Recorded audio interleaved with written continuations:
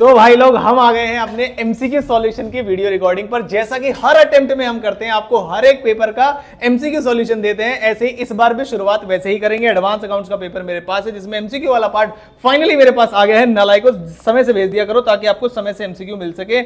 इस नंबर पर आपको व्हाट्सअप करना है आपके हर एक पेपर का जो क्या नाम है एमसीक्यू, तो आपको जल्दी से जल्दी सॉल्यूशन मिल जाएगा। मैं जल्दी से बताता हूं आपको सॉल्यूशन। इस बार के एग्जाम सेंटर के रिव्यू आपको इसलिए नहीं मिल पा रहे क्योंकि एक तो मेरी ऑफलाइन कुछ कमिटमेंट्स है और दूसरा वेदर बिल्कुल भी अलाउ नहीं कर रहा है जिसमें बच्चों के रिव्यू रिकॉर्ड किए जाए। तो इस चक्कर में अब मैं चाहता हूं कि आपके एमसीक्यू सॉल्यूशन जल्दी से जल्दी अपडेट कर दिए जाए। तो ये है एडवांस अकाउंट्स के एमसीक्यू सॉल्यूशन। लॉ की बहुत सारी इंपॉर्टेंट चीजें मैंने डाल दी हैं। 20K पूरे कराने के लिए बहुत बहुत धन्यवाद आपका, और आपको बहुत सारी चीजें मैं ऐसे ही देता रहूंगा। एक दो ऑप्शन ऊपर नीचे हो सकते हैं, जरूर मुझे नीचे अपना स्कोर कार्ड जरूर कमेंट करना कि सर एमसीक्यू में मेरे इतने बन रहे हैं ऑन द बेसिस ऑफ जो आंसर मैं आपको प्रोवाइड कर रहा हूं। तो ऑन 3 अप्रैल 2022 वाला जो क्वेश्चन है, जिसके अंदर आपसे क्वेश्चन पूछा गया है कौन से एएस के हिसाब से, बेस्ड ऑन द आपको case scenario answer the following question है। इसमें क्या पूछा गया है आपसे, देखो जरा ध्यान से, फटाफट से कौन सा वाला क्वेश्चन है ये रहा।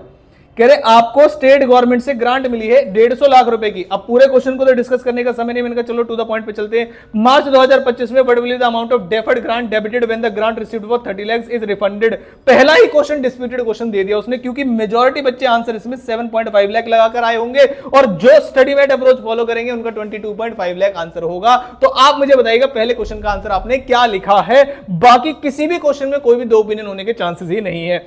Following options have been suggested by mister account, जो मेसर्स अकाउंटेंट का है। क्या कह रहा है, it is not considered as deferred revenue estimate, is not distributed as dividend, is treated as capital reserve, yet is not distributed as dividend but considered. इसने कहा अब में से करेक्ट बताना है आपको सब्सिडी रिसीव्ड, तो ऑप्शन नंबर ए 1, 2 एंड 3 जो है इसका सही आंसर होगा। Next question, as per AS 26 वाला intangible assets, what is the correct accounting treatment for 18 lakh spent on publicity and research expense during the year 24-25। तो उसका जो आंसर है वो है 18 lakh is charge as expense in the statement of PNL, तो D option इसका सही आंसर होगा। कह रहे what is the amount of net borrowing cost is to be capitalise, तो आंसर होगा बी और अमाउंट होगा 3,30,000। मैं आंसर के जो क्या नाम है न्यूमेरिकल टर्म्स मतलब फिगर भी बता रहा हूं आपको और ऑप्शन भी बता रहा हूं, जल्दी से क्रॉस चेक करेंगे आप। नेक्स्ट आते हैं, the following data applies to SRS limited defined benefit pension plan for the 31 March 2025। आपकी केस सिनेरियो ऊपर नीचे हो सकती है, तो जरूर उसको चेक कर लीजिएगा, उसी के अकॉर्डिंग करें। What is the actual return on plan assets as per S 25 employee benefits, तो उसका आंसर जो होगा वो होगा 3,25,000। अगली बार अगर आप क्वेश्चन पेपर भेजें तो प्लीज उसका जो बैकग्राउंड है वो व्हाइट करके भेजें, क्योंकि व्हाइट बैकग्राउंड पे देखो मैं भी थोड़ा अच्छा आने लगूंगा, अभी बैकग्राउंड थोड़ा अच्छा हो जाता है, तो अगर कोशिश करिए अगर ऐसा व्हाइट हो सकता है और कैसे हो सकता है वो मुझे बताना। 6th क्वेश्चन पर आते हैं सर। 6th क्वेश्चन में क्या होगा, what will be the cost can be capitalised for plant in accordance with AS 10, तो आंसर उसका आएगा 61,85,000। बिल्कुल करेक्ट आंसर है, कोई भी इसमें दो राय नहीं है। एक ही क्वेश्चन है जिसमें आपका दो ओपिनियन हो सकते हैं, अदरवाइज तो कोई भी दिक्कत वाली बात नहीं है। तो केस सिनेरियो नंबर 2 पर आते हैं। Quick limited in business production life and saving medicine के ऊपर जो क्वेश्चन आया था, अब आ जाते हैं क्वेश्चन में क्या आंसर लिखना है आपको। देखिए, what is the maximum permissible number of equity shares that can be bought back if the loan fund is 300 lakh, तो आंसर would be 6,000 shares। ध्यान रखना 300 lakhs वाले का जो आंसर है वो 6,000 shares है।